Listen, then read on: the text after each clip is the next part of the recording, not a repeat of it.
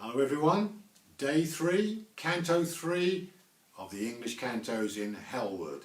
You may remember Canto 1, hell really began with me in a hospital with cancer, possibly about to die, but through grace, not dying, and moving into this journey of psychological, spiritual exploration in which in Ward 2 I found myself confronting my own mother and what had happened between us. That was terrible enough, but as we move now to Canto 3, we go into what I would describe as a deeper level of human depravity. And the subtitle for this Canto 3 is Pupil. And it describes, I'm an ex-teacher myself, I've had thousands of students that I've taught, one particularly promising pupil that I encountered who finally turned out in a way very different from what one envisaged when one started teaching. And now, if truth be told, I'd been unmanned. My mother not able to recognize her son or love him except what she shammed. The eerie passageway, so to my eyes, had some volume control, turned down a notch or two but bass up louder, pitched red hues infesting air, and every breath would catch their resonance of kin. Imagine then some umbilical cord drawn through a crotch, constricted tight, unbreakable at both ends, and saturated to its skin with blood no scissors, scalpel, knife could cut to mend. Hold me, I wheezed to him beside me, good and still my inspiration. As he did, the air came back, but worsening my mood. My soul in living now wanted to hide the shame of realizing I could not love her, whom instinct, not soon denied, deemed mother. Unnatural then, or what? Ingrate then, after all she'd done for me, I too deserved her hell or deeper lot. I was her son, perverse epitome, disfigured by all the guilt I held, which guilt burning like acid constantly. Though dead 700 years, his arm I felt, and wisdom from a deep life-giving spring, which balm calmed, countered all her acid spilt so long ago. A sense of hope he'd bring, despite the depth to which my mother fell, despite her folly and endless feigning. This modern world, he grimaced, truth to tell, is not the same as Florence was back then. It's different, though stamped and marked as hell. He paused, as if to weigh what that might mean. We knew what evil was and how it caught unwary souls. But here, you think you're clean. As if deleting wrong were done by thought. As if enough opinions made wrong right. As if my way cancelled truly we ought. He stopped. The strain of evil was not light. How better to stay in God's heaven free. But now up front, cries punctuating night, we seemed on a ramp sloping listlessly down. Where is this place? I shuddered. Could smell bandages, blood, and splashed liberally some antiseptic wash which sought to quell or mask the stench pervading. Darkness too, oppressed, diffused a red and putrid feel. But sounds now, wailings, louder. I knew what they were, and that induced fresh dread. Yes, Dante said, your old friend waits for you.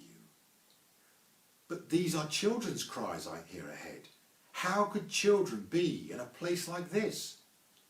But before his answer formed, we stopped dead. Ward 4.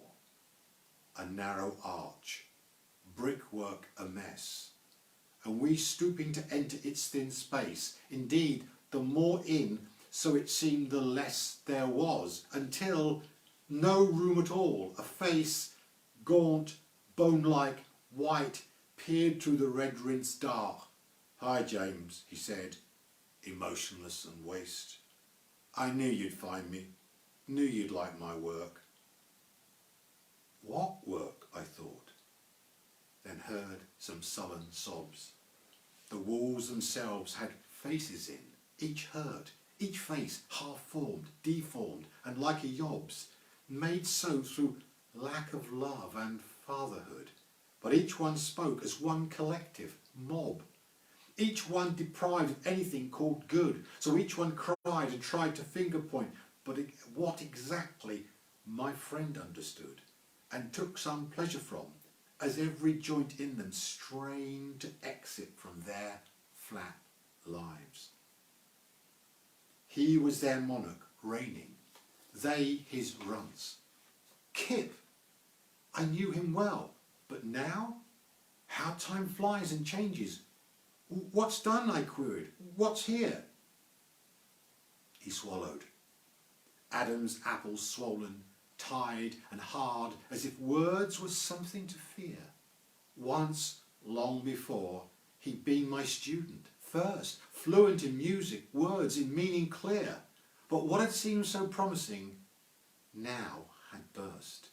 Youth's garnish stripped, removed, instead a husk remained, a shell suggesting what he'd lost. So he began and justified his lusts. "Donations, James.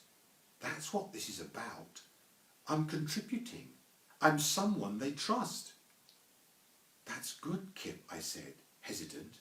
"No doubt." But what was it, despite fair-seeming words, made wincing within, chilling cold without? I felt the good hand on my shoulder. He'd heard and understood intuitively. His grip, though, for one so long dead, was over hard. Something appalled my guide. Not some small blip, but an enormity these yelping walls portrayed. "After," Kip said, "curry and chips." "After what, Kip?" I pressed. "I take their calls. They need me, and the state has let them down. We meet at a pub. I use a cubicle. I'm reasonable, only £20. It pays for travel and for grub." He seemed pleased, while I'm perplexed. "Call it a loan if you prefer. I'd give them what they've dreamed of." As he paused, shell-shocked, I realised what he meant. The walled face's contour screamed paternity. His, gotten otherwise than through the natural join of woman, man. Children unknowing him, marked with his eyes, beget in a toilet, using his hand and passing on donations in a bag for pennies and his vain, immortal brand. How now he swelled with pride, not quite a shag, but still he had achieved. To be a god, create life more than others, so he bragged, at least a brace, a score of kids, all odd, but his, whom lesbian mothers wanted most, so much there'd been no screening of his blood. "Look," he said, pointing, determined to boast, "this one is mine." A figure squirmed, outlines smooth on the wall, like in some Facebook post, where Kip tracked them and kept hoping for signs. Their mothers careless now of him, but not their kids. His DNA built their designs, their destinies.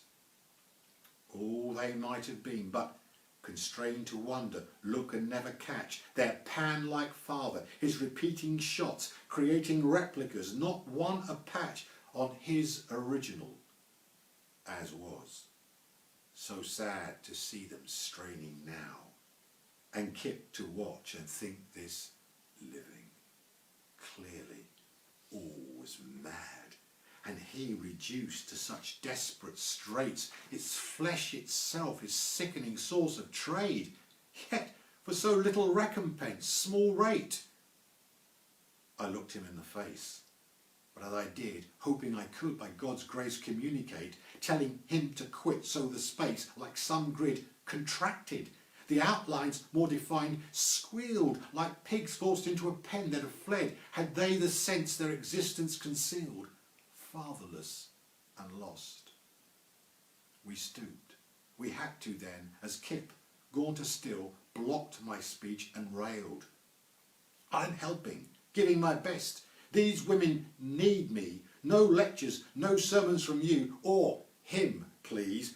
But Kip, I said, these children, abandoned so, they want at least to know, and if they don't, and here words fail within, for some higher force wrenched my sense in tow to his purpose, to prophesy.